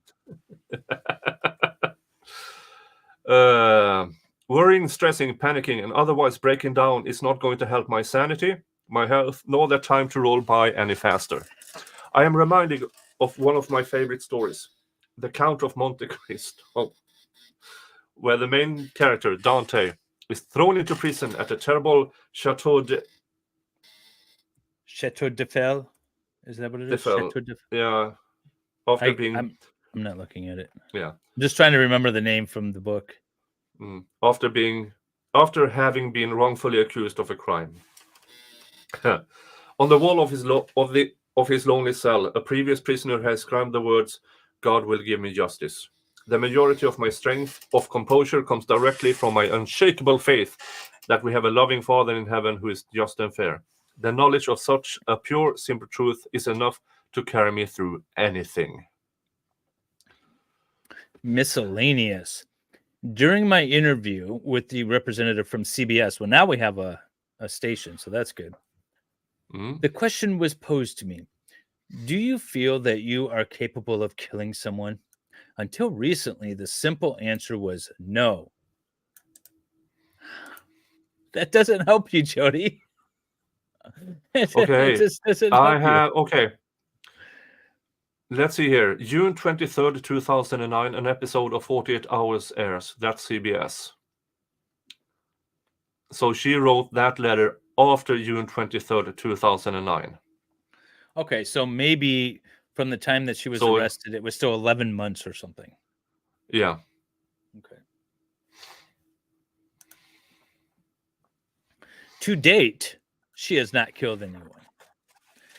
Nor am I in danger, nor am I any danger to society. There really is no simple answer. What? I now believe that if push comes to shove, and my own life or the lives of my family members or loved ones were immediately threatened, that under certain circumstances I could be capable. But this, however, only conjures up a string of what if scenarios in which I have learned from experience. I could only guess as to how I might act, but unless such a scenario actually comes to pass, I will never truly know, nor do I wish to find out.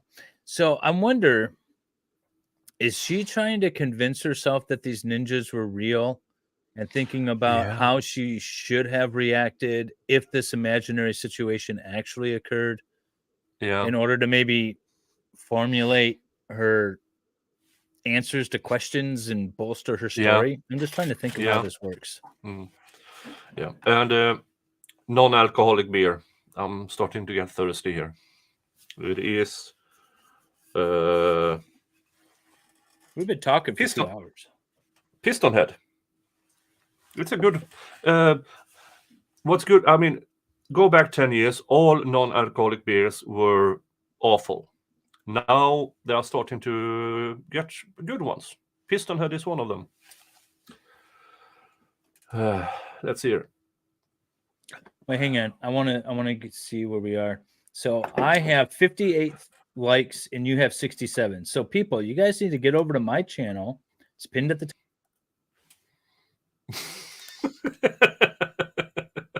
What's going on here? I accidentally removed you. Whoops. You removed my link? No. Oh, so nobody heard? Go hit the like. Go hit the like. Jump on my channel. I have 58. Nick has 67. We need to get my numbers up. Whoops. Oh. Yeah, she did. She put bloody clothes in a camera in the washer. Yeah. Well, remember, we read this earlier. She tried to clean up or cover her tracks, rather. Yeah, if she was capable of doing these heinous things, wouldn't she be capable of trying to cover her tracks? Well, she did try. She did try. She failed miserable. I mean, she forgot Yoda's words. Yep. Oh, let's see. Among the countless things that have been posted online was the following comment. Diana was the only girl he ever truly loved. Gee, I wonder who posted that one. I don't know. Unless the words that were uttered from Travis's own lips were misrepresentative of what was truly in his heart, then that statement is untrue. Travis loved many girls. And he loved them enough to propose marriage, including Diana, Linda, from whom he actually bought a diamond ring, me, and Lisa. If I missed anyone, my apologies. Again, that is based off what he has told me. I'm not aware of all the details as to why none of these proposals ever led to marriage, but I will attest to the certainty that Diana always held a special place in Travis' heart that no other girl thereafter ever touched, including you, Miss Aries. Including you. Mm-hmm. And I think that was one of the reasons. Yeah, stabby, stabby, shooty, shooty, slicey, slicey. For those who have an understanding of their history, And of all the things they shared over the course of many years, it is easy to see why. But for whatever reason, he couldn't bring himself to marry her. A few days before we broke up last year, we were vacationing in Huntington Beach. I remember Travis was lying on the bed, staring at the ceiling after an afternoon nap. We have been talking about hypothetical possibilities of our respective futures. So after the boinky boinky, what are you going to do later? Yeah, that's exactly what it was. You are going to go home, Jodi. Yeah. In an unexplained prompting, I said, you should just marry Diana. By this point, I already know about his unfaithfulness, but had yet to confront him. To me, our relationship have reached a state of limbo, and despite the pretense, I felt more at liberty to speak my mind. He gave me a strange look and said, that's weird coming from you of all people. I agreed, but wanted to know his reasoning, so I asked, why? And he said, because you're my girlfriend. Why would you say that? I proceeded to explain how he always told me he knew he could be happy with Diana, and that he knew she would always love him, and that they're already best of friends, so what's the problem? He quickly ended the conversation by changing the subject, and I was kind of glad he did. Even though I was of such an opinion, it was an awkward subject.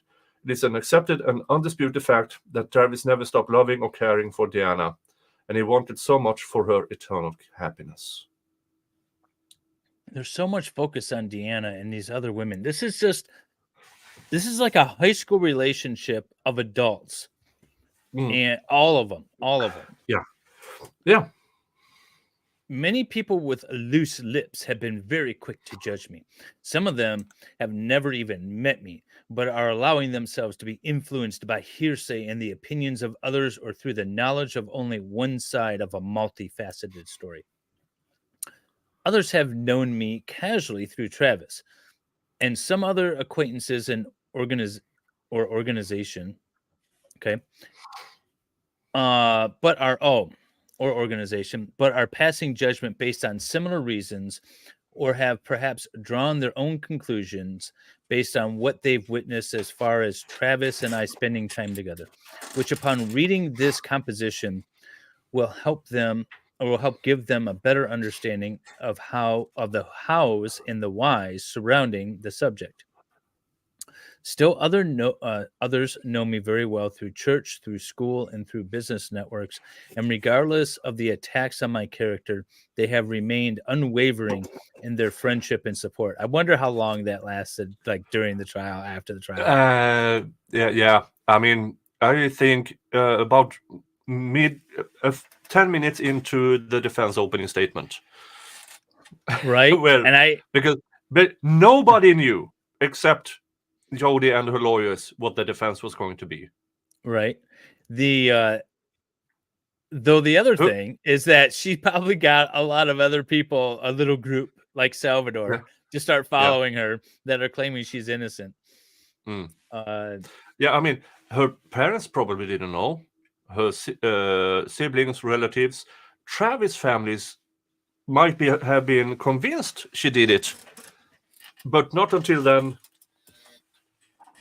Yeah, she did it, but it was self-defense. But that went out the window at the moment she started testifying. Mm-hmm. This is half romance novel, angsty teenage diary. Yeah, that's exactly what this is. Yeah. Still, others know me well through the church. They have remained unwavering in their friendship and support. To this latter group, you know who you are, and I cannot thank you enough. To the rest, I would think you wouldn't need reminding that we live in America, which, in my opinion, is one of the greatest countries in the world. We are all innocent until proven guilty. But judge me if you must. The First Amendment is often a double-edged sword, but I will love and uphold it for as long as I call myself an American. For it is the First Amendment that I am able to say all that I've said here. So she goes to the First Amendment argument.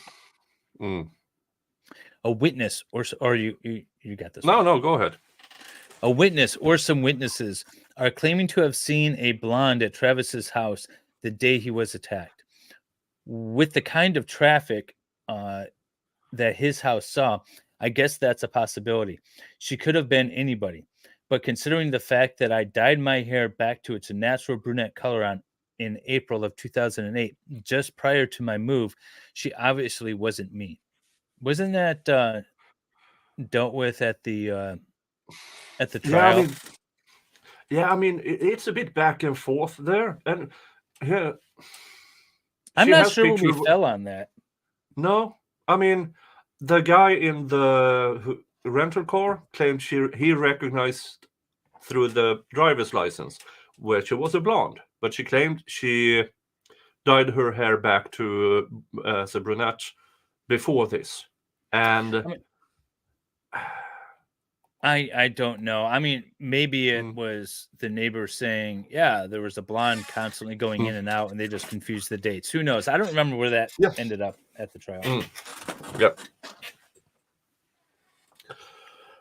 Let's see here. The interview asked me what it was like to be held at gunpoint. The fear that accompanies that knowledge that it could be curtains at any second is one that tends to defy description. Each attempt I have made thus far either sound cliched or watered down. Maybe it's because it never happened and you're trying to... What do they say in movies? What's that? One thing that seems to be an inherent instinct is you do whatever you're told when the one barking orders is pointing a gun in your direction. Oh, yes. But as I began to retell it to him, the cameraman said he needed to change the tape, so we paused to give him time to do this. While we were waiting, I said, Travis was held at gunpoint once at a restaurant years ago. He thought that was an interesting piece of information, so he asked me to wait to tell it when the camera started to roll again. When they did, I briefly recounted his experience, but really such an experience is not for me to relate. Travis experienced that. It should be narrated in his own words. He said that experience inspired an entire chapter in his book. What am I missing here? Did Travis start writing a book? Yeah, this doesn't make any sense. He was at first hesitant to include it because he didn't want his book to focus on himself, but on the message. But he has an important he was message. writing a book. Wasn't he writing a book about spirituality or something? Yeah, maybe. Okay. But he has an important message in the form of a powerful metaphor to deliver through the retelling of that experience. I don't know if he ever wrote that chapter before he passed away, but if he didn't, then thankfully we still have record of it. He gave a 30-minute training in San Bernardino, California, in February of 2007, vividly describing this experience and the inherent lesson he gained from it. I have both an audio and a DVD recording of his training. I posted a video on YouTube under Travis Alexander Systems Training. Okay. Everybody's searching for it. Mm-hmm.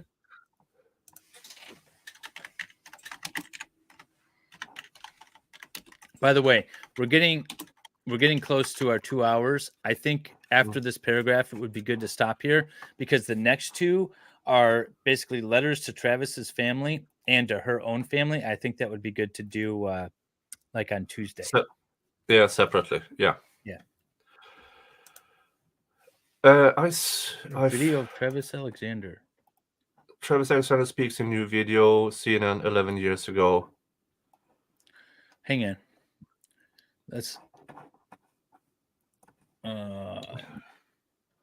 Let me present. Present. Okay, wait, hang on. Sorry. So what this guy is saying is that this video was uploaded on a YouTube page attributed to Jodi Arias on June 12, 2008, roughly a week after Travis Alexander's slaying. So let's check it out. Might boost the volume here a touch.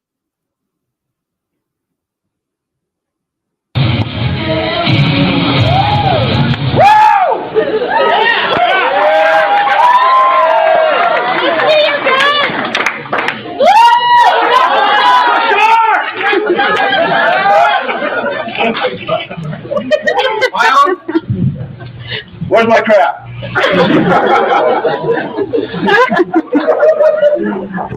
Well, it is a plum pleasing pleasure to be back with you again. Just another friggin' year later. And I'm excited for the content that I'm going to bring to you. And Prepaid Legal is a good company. But before we get started on all that, I'd like to share with you an exciting new thigh cream. So this is supposedly a video of Travis that Jodi Arias posted on YouTube just after his death. So that's what we're watching. And I don't know if this is the one that she's referencing in her manifesto. There is another one here. Okay. The video of Travis Alexander has prepaid. This is his prepaid legal event stuff. Is this not the one? Then I have one here. Okay, let's check that one out. A big company trying to find this video. We were all hanging out afterwards, and for some reason, my wife felt compelled to videotape this story because we'd heard him say it before. And so we're all, as friends, close group, just hanging out around midnight, and he's just talking about a near-death experience that he had at a robbery. And anyway, we were this is the through one. some old files and found. This is it. And there was this woman that was seeing all this, like 10 feet away, and she started like crying uncontrollably.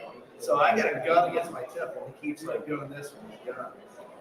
And then she's over here, so I'm looking at my. Well, that's Jodi with him. Yeah, and here's the thing: this is what she's describing in her story of the events. Yeah. She stole this from his story. Him having a gun to his temple, crying uncontrollable. She stole this event to incorporate in her story. Interesting. And I'm like, because he's like, shut up. And I got this gun against my head, you know. All he needs to do is squeeze, you know. And so I'm like, this woman is gonna get me killed. And I'm like looking at her with like all the despair I can muster up in my retinas, you know what I mean? And it sucked. This woman is going to get me killed, and Jodi is sitting right next to him. How serendipitous is that? Yeah, that's amazing. I mean, but that is more or less the story she tried to tell the officers, because that's where she got it from. When she realized she couldn't get away with "I was never there," and the only thing on her mind was an assault with a weapon. So she took Travis' story and tried to make it her own. Yeah.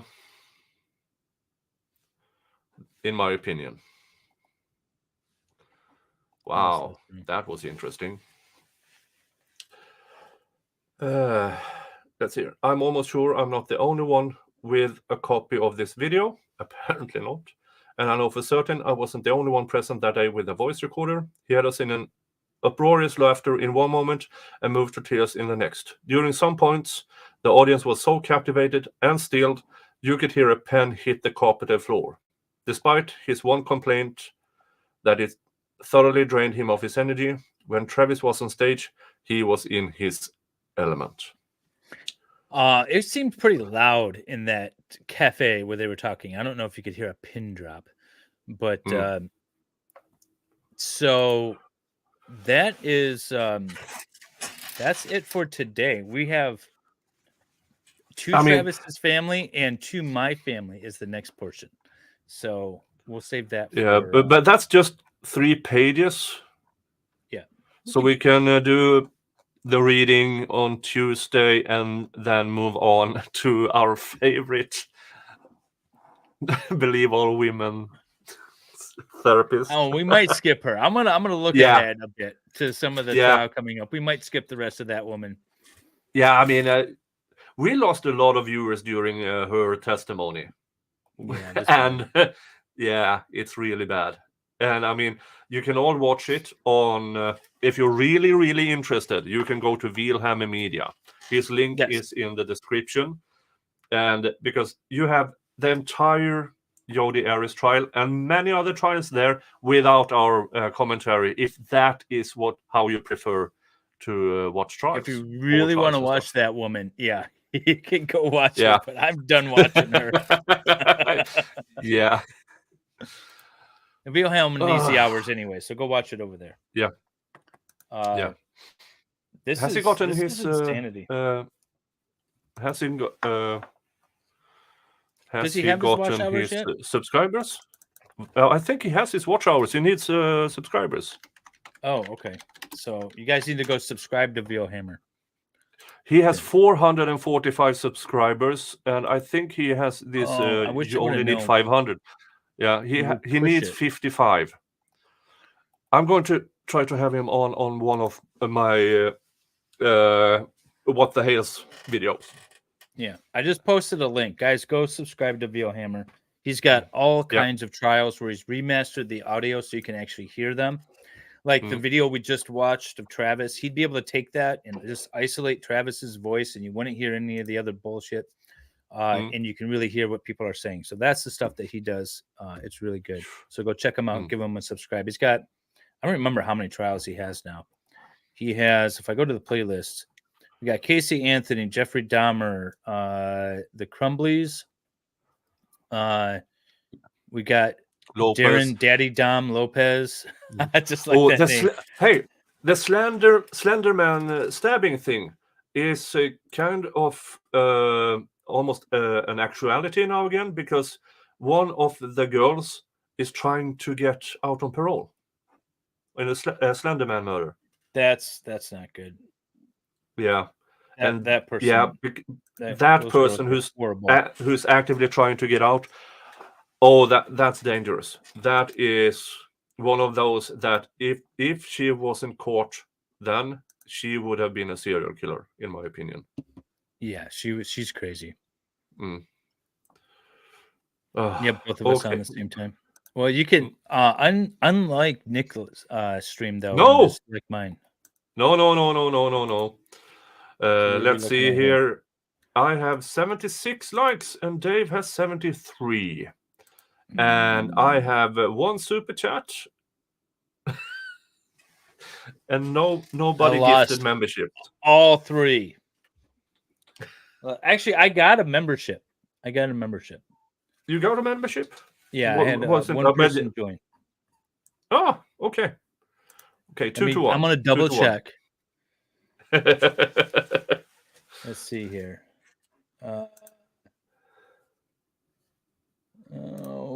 Where is it?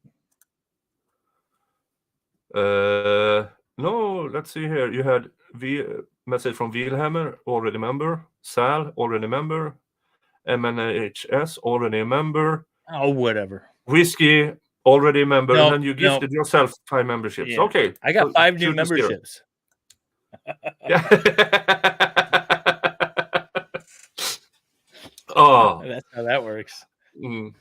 Yeah. Thanks everyone for joining us. What do we have? Yeah, we will send you over to Salvador. I'm still about a serial killer Saturday.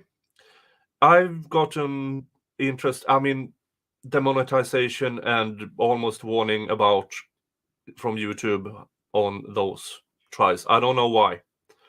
Just because I mentioned serial killer, apparently that's enough for YouTube to punish me for it.